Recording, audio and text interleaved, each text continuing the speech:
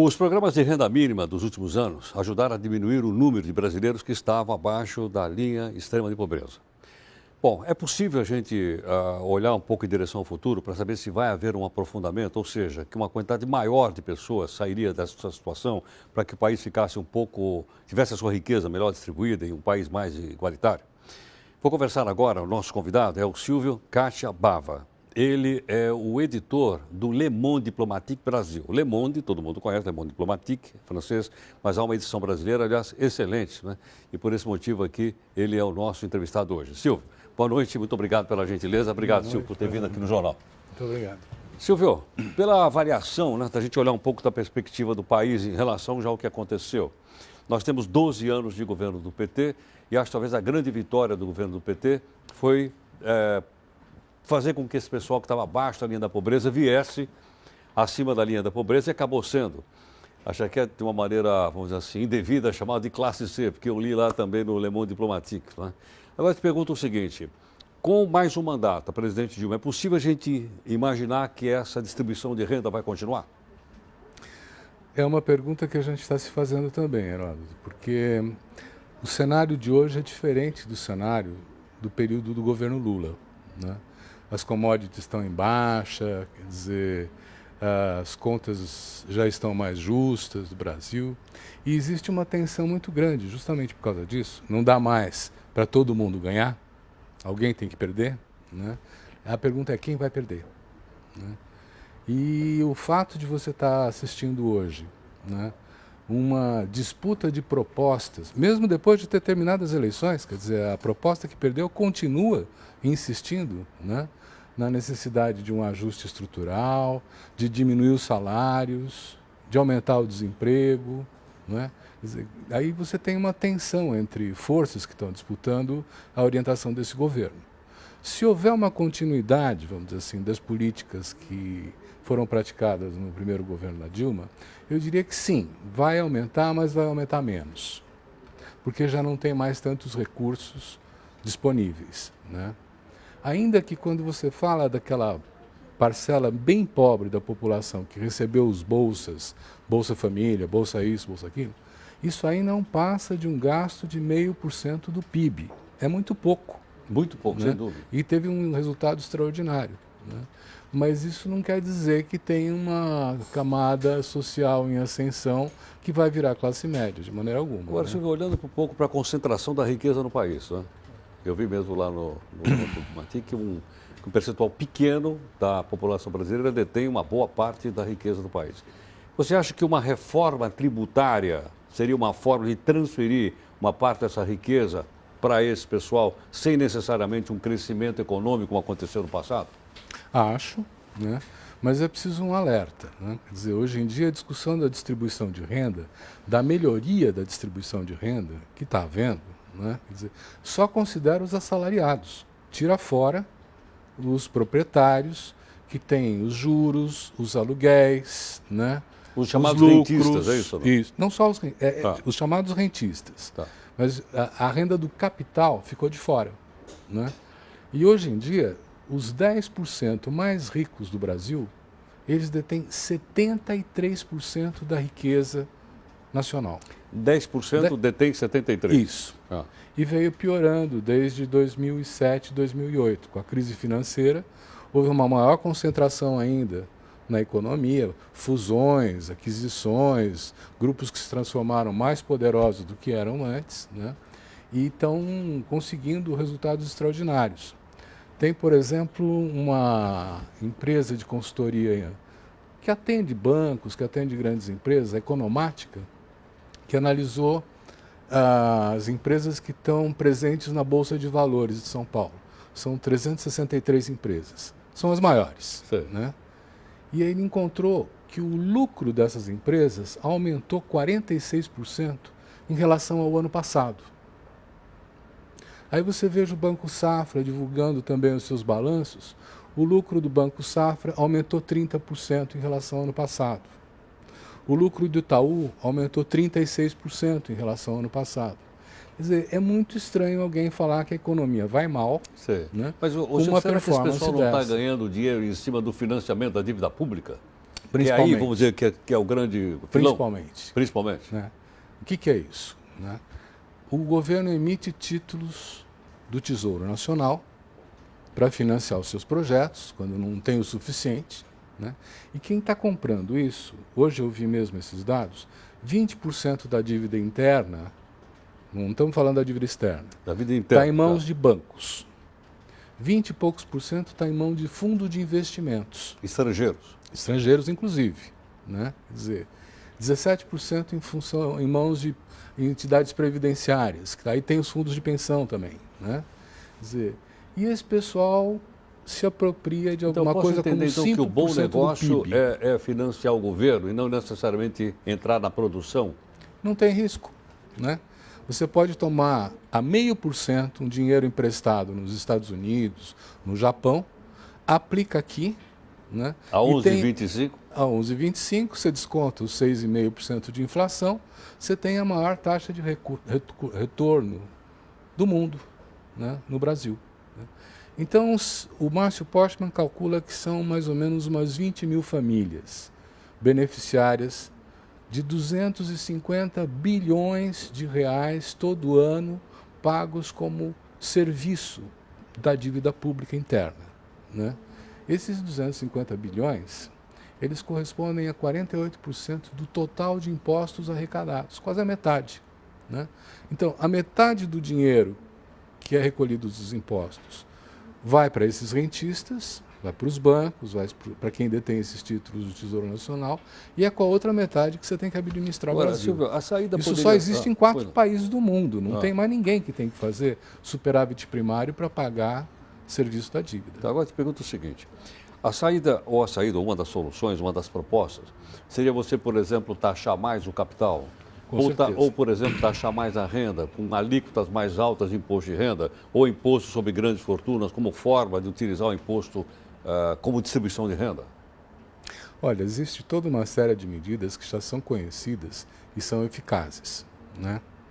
Por exemplo, o sobrefaturamento e o subfaturamento feito internamente nas corporações entre a sua filial brasileira e a sua matriz, ou outra, né, faz uma evasão de 36 bilhões de dólares por ano de receitas que foram geradas nessas empresas e que somem a título de pagar uma dívida fictícia ou valores fictícios. Ou compra de tecnologia, ou qualquer compras, coisa. Né? Quer dizer, você tem aí, então, 36 bilhões que poderiam ser agregados à taxa de investimento de formação bruta de capital fixo no Brasil, Sim. que seria muito bom.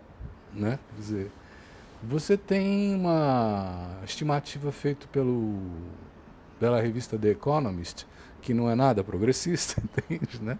Recomendou, inclusive, a saída do Manteiga, porque não estava dando certo na política dele e tal. Né? Quer dizer, que estima que haja mais de R$1 trilhão nos paraísos fiscais, né? De evasão de dinheiro brasileiro que não paga imposto, né? E que vai para lá, em vez de circular internamente e favorecer o desenvolvimento. Né? Então, de um lado, você tem que tampar os buracos que vazam o dinheiro. Né? E, de outro lado, fazer uma redefinição de quem é que paga a conta. Hoje em dia, quem paga a conta do funcionamento do Brasil são os mais pobres, através do imposto embutido no artigo de consumo. Né?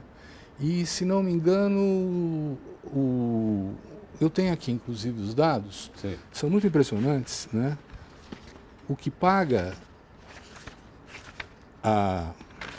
já vou te dar. O que paga os impostos sobre o patrimônio são 3,7%. Os impostos sobre o consumo são 55,7%. O imposto de renda é 30%. Né? Então você veja que, como porcentagem do PIB, o patrimônio paga apenas 1,3%, o consumo 19%, quase 20%. Né? Então eu digo, para aumentar... Tem que inverter essa equação. Para aumentar isso teria que haver o quê? O aumento...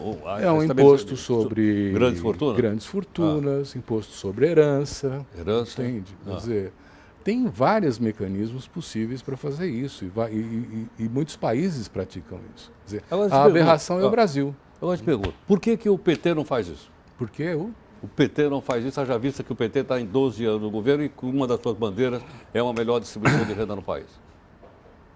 Olha, a minha avaliação é que o sistema político foi capturado pelas grandes empresas. Desde 1997, as empresas podem financiar as campanhas eleitorais. Antes não podia, né? É no governo Fernando Henrique que começa esse negócio.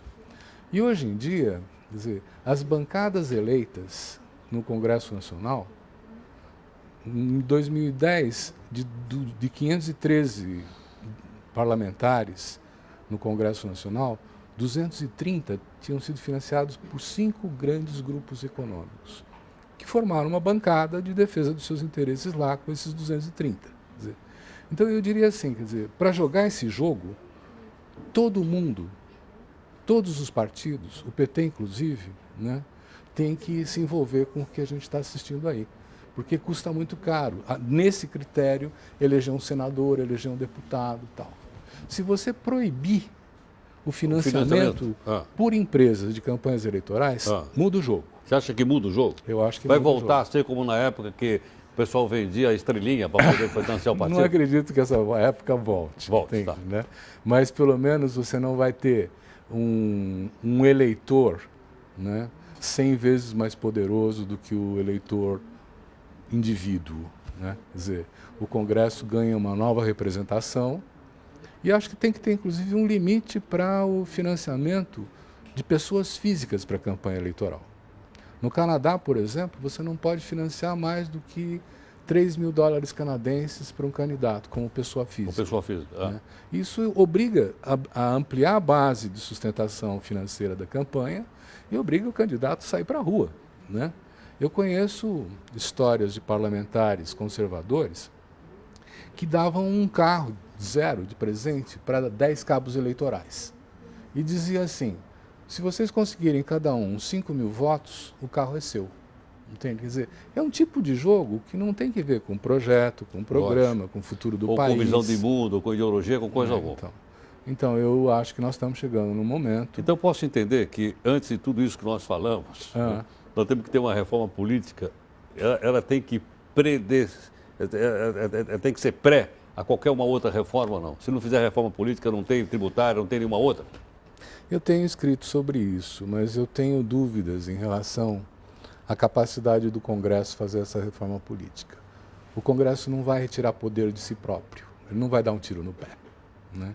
Ou você tem uma mobilização social ampla, né, ao estilo de junho de 2013, que fala queremos uma reforma política e queremos uma constituinte independente para isso.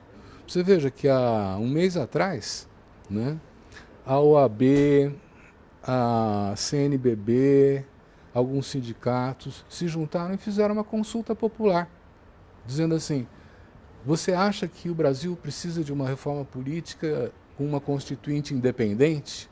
Quer dizer, que não dependa do Congresso, que não dependa do dinheiro dos empresários e tal. E 8.543.000 pessoas votaram, 96 dizendo que sim. Quer dizer, 7.500.000 pessoas... Você acha que isso é força é mais que o Uruguai, pressionar o pessoal, é mais que o isso, Paraguai. Porque tem que ser aprovado no Congresso, não é isso? Não. Quer dizer, essa proposta foi uma consulta popular. Sim. Agora, sim, claro, a Constituinte... A proposta da Constituinte tem que ser aprovada pelo Congresso. Quer dizer, 7 milhões de votos seria o suficiente para você pressionar o Congresso a que convocasse essa Assembleia, ou não? Não me pareceu. Eu achei que esses 7 milhões, quase 8 milhões, né, se a gente for arredondar, né, não foram nem objeto de grande debate político. Passou batido. Passou batido, é verdade. Tenho visto muito pouca coisa do Congresso. Passou batido. Então, agora nós temos que enfrentar uma realidade. O pessoal tem que pôr o bloco na rua de novo? Não vejo outra saída. Acho que tem que botar o bloco na rua de novo. Porque os partidos acabaram se comprometendo também, esses partidos políticos, com essa dinâmica. Mas a gente tem acompanhado algumas pesquisas, por exemplo, em que os jovens valorizam muito a democracia e valorizam muito os partidos políticos. O que eles não querem é essa democracia e esses partidos políticos. E agora, por exemplo, na Espanha, você vê surgir um partido como o Podemos, que está terceira maior força política nacional em muito pouco tempo, assustando, vamos dizer assim, aqueles que estão encarapitados nos privilégios, porque os anteriores, os partidos antigos, os tradicionais, não souberam interpretar as aspirações das ruas. Tá certo. Vamos ver o que acontece aqui, mas eu tenho a nítida percepção de que ou o PT se renova profundamente, ou ele vai ser passado para trás. Tá certo. Silvio, muito obrigado pela sua gentileza. Opa, Participando conosco aqui. Muito obrigado, Silvio. prazer. Obrigado.